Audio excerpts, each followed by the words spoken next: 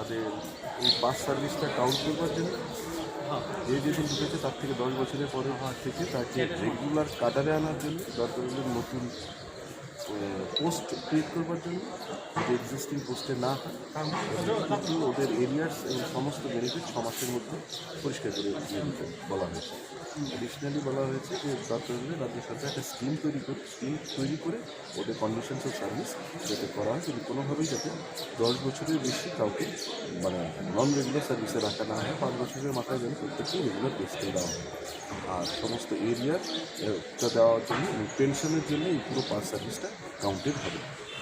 আজকে কার বেঞ্চে চূড়ান্ত শুনানি বা মাননীয় প্রধান বিচারপতি আকিল কুরেশি এবং মাননীয় বিচারপতি চট্টগ্রাম তাদের পক্ষে আপনারা কে কে ছিলেন?